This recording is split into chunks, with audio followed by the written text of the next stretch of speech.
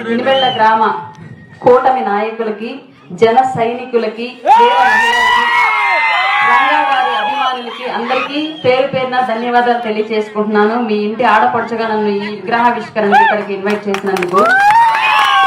నేను సభ వేదిక యొక్క కంటెంట్ ని కరెక్ట్ గా ఫాలో అవుతాను. దయచేసి మీరు ఇప్పుడేదో అపోజిషన్ ని తిట్టి మీద ఏళ్ళు చప్పట్లు కొట్టిస్తానని ఎక్స్పెక్ట్ చేయొద్దు.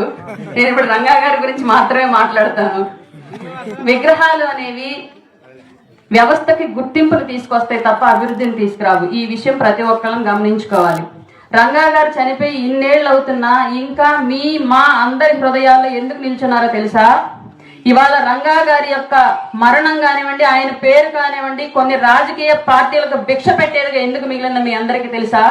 రంగా గారు అంటే ఒక కులానికి సంబంధించిన నాయకుడు కాదు. రంగా గారు అంటే సమాజంలో వెనకబడినటువంటి అన్ని తరగతులను కలుపుకొని నాయకత్వం వహించి ఆ వెనకబడ్డ జాతులను ముందుకు తీసుకురావడానికి ప్రయత్నిస్తూ అవసరమైతే ప్రాణాలు కూడా వదిలేసినటువంటి త్యాగజీవి రంగా గారు. అందుకోసమే ఇవాళ మనందరం ఆయన విగ్రహాన్ని పెట్టుకొని ఇంత గొప్ప గొప్ప నాయకుని వేదిక మీద కూర్చోబెట్టుకున్నాం. ఆయన విగ్రహం పెట్టడం వల్ల మీకు ఎంత గుర్తింపు వస్తుందో నాకు తెలియదు, కానీ ఆయన నేర్పినటువంటి మార్గాలు నడవడం వల్ల ఖచ్చితంగా మీరు రాజకీయంగా రాజ్యాధికారం వైపు ముందుకెళ్తారు. ఆ విషయం గమనించుకోండి. ఇవాళ రంగా గారి మరణాన్ని బూచిగా చూపించి కొన్ని పార్టీలు కాపు సామాజిక వర్గం నుంచి పుడుతున్నటువంటి రాజకీయ నాయకులకి మకిలి పూసేటువంటి ప్రయత్నం చేస్తున్నారు. అందులో భాగంగానే పెద్ద ఎత్తున పవన్ కళ్యాణ్ గారి మీద మూకుమ్మడి దాడి చేసే ప్రయత్నం చేస్తా ఉన్నారు. ఈ విషయాన్ని గమనించుకోవాలి. అలాగే రాబోయే రోజుల్లో కానివ్వండి, ప్రస్తుతం కానివ్వండి, ఏ ఒక్క సామాజిక వర్గం కూడా సింగిల్ గా వెళ్లి రాజ్యాధికారం దిశగా ముందుకెళ్లలేదు. ఎవరినైనా సరే సమాజంలో ఉన్నటువంటి అన్ని కులాలను కలుపుకొని అన్ని కులాలతో సఖ్యతగా నడిస్తేనే గ్రామ స్థాయిలో సర్పంచ్ దగ్గర నుంచి దేశ స్థాయిలో ప్రధాని వరకు అన్ని కులాలను కలుపుకొని వెళ్ళినటువంటి నాయకులు, పార్టీలు ముందుకెళ్లేటువంటి అవకాశం ఉంది. ఇవాళ రెండు కులాల మధ్య చిచ్చు రాజేయాలని చెప్పేసి ఒక రాక్షసం ప్రయత్నిస్తూ ఉంది. ఈ విషయాన్ని గ్రామ స్థాయి నుంచి గమనించుకోండి. మీరు గ్రామ స్థాయి నుంచి మిమ్మల్ని రెచ్చగొట్టేటువంటి రోజులు రానున్న రోజుల్లో చాలా వేగంగా వస్తాయి. కారణం స్థానిక సంస్థల ఎలక్షన్స్.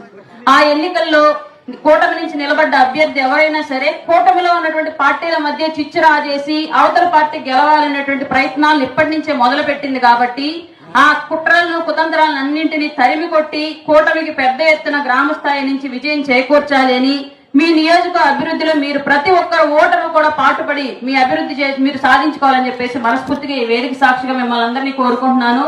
అలాగే మీ అందరి సహాయ సహకారాలు కూటమికి రానున్న రోజుల్లో ఉండాలి. ప్రత్యేకించి కొంచెం ఎక్కువగా పవన్ కళ్యాణ్ గారికి ఉండాలని మాత్రం ఈ వేదిక సాక్షిగా కోరుకుంటూ ఉన్నాను. ఎందుకంటే రంగా గారిని కోల్పోయారు కాబట్టి ఆయన ప్రతిరూపంగా ఇవాళ రాజకీయాల్లో తిరుగులేని చరిత్రను రాసుకోవడానికి సిద్ధంగా ఉన్నటువంటి పవన్ కళ్యాణ్ గారికి అండగా నిలబడాలి. అలాగే ముఖ్యమంత్రి గారి సారథ్యంలో రాష్ట్ర అభివృద్ధి దిశలో ముందుకెళ్ళడానికి రెండు చేతులు కలిస్తే చప్పట్లు ఎలా జరుగుతాయో పవన్ కళ్యాణ్ గారు, సిపిఎం గారు కలిస్తేనే ఆంధ్రప్రదేశ్ అభివృద్ధి సాధ్యం అన్న విషయం మాత్రం గమనించుకోండి. ఒంటరిగా వెళ్లి మేమేదో చేసేస్తామని చెప్పేసి నేల విడిచి సాగు చేయొద్దు. పవన్ కళ్యాణ్ గారు మనందరికి ఒక మాట చెప్పారు, పెద్దన్న పాత్ర పోషించండి అని. పెద్దన్న పాత్ర పోషించడం అంటే ఏంటి? ఒక ఇంట్లో తమ్ముడు తెలుసో తెలియకో చిన్నవాడు ఏదన్నా తప్పు చేస్తే సర్దుకుపోవడం, వాడికి ఆకలి అవుతుంటే మన ప్లేట్ లో నుంచి కొంచెం పెట్టైనా సరే కుటుంబాన్ని వాళ్ళందరినీ ఎక్కదీయడం, ఇది పెద్దన్న పాత్ర ఏ కుటుంబానికైనా సరే. అలాగే మీ సామాజిక వర్గాన్ని, వెనకబడినటువంటి సామాజిక వర్గాలకు పెద్దన్న పాత్ర పోషించి అన్ని సామాజిక వర్గాలతో కలిపి కూటమిని ముందుకు నడిపించాలని మనస్ఫూర్తిగా కోరుకుంటున్నాను. నాకు ఈ అవకాశం ఇచ్చినందుకు మరొక్కసారి అందరికీ పేరు పేరున ధన్యవాదాలు తెలియజేస్తున్నాను.